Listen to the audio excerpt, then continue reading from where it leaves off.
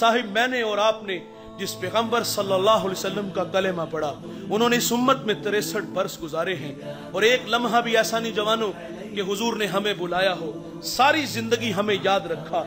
फजल बिन अब्बास कहते हैं कि जब हुजूर को मरकद नूर में उतारा गया, फरमाते हैं कि मैंने देखा कि हुजूर के लब हरकत में है, मैंने कान करीब करके सुना तो हुजूर उस वक्त भी फरमा रहे थे, ऐ अल्लाह मेरी उम्मत की मग़फ़िरत फरमा दे।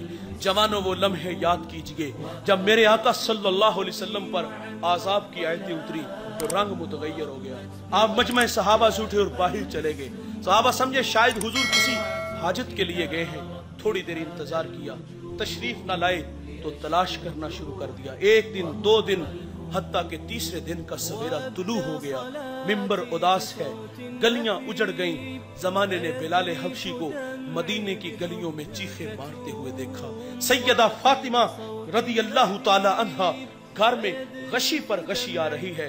वासफ अली वासफ कहते हैं शरफ मकान का नहीं होता, शरफ मकीन का होता है। वो तो यारो यसरब था, बीमारियों का घर था, लेकिन सोने मोहम्मद के कदम लगते हैं, अल्लाह मदीने की खाक में शिफा रख देता है। तीसरा दिन हुआ, सहाबा जंगल में चले गए। मैंने उस जंगल की ज़ियारत की है, वहां घर बना है। वहां एक चरवाहा मिला, उससे कहते यार तूने इस नाम का कोई शख्स तो नहीं देखा?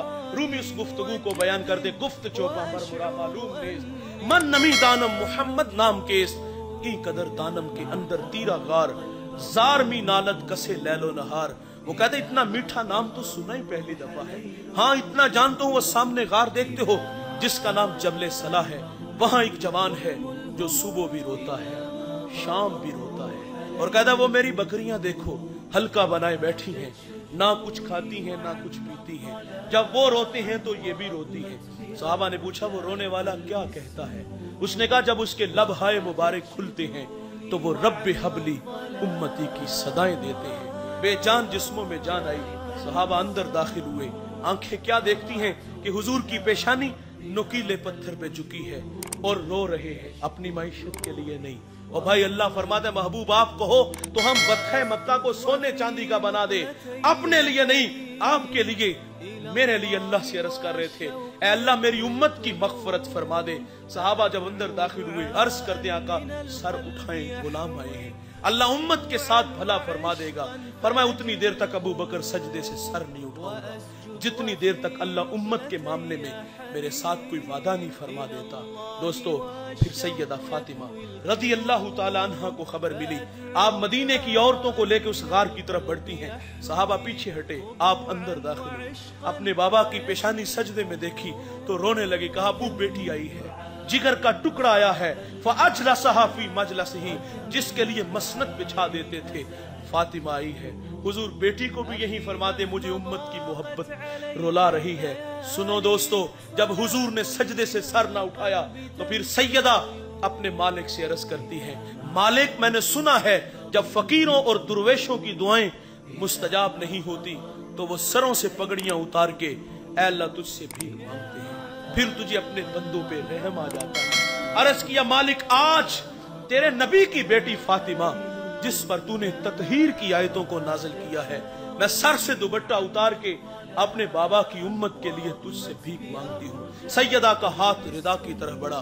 दोस्तों कोहराम मच गया, बादलों की ओट में सूरज ने मुंह छुपा लिया, ऐसा लगा कि कयामत आ गई।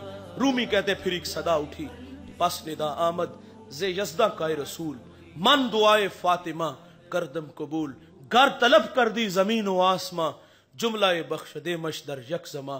फरमाया जबरील देर ना करो जल्दी जाओ, मेरे नबी से कहो कि सजदे से सर उठा ले, हमने फातिमा की दुआ कबूल फरमा ली।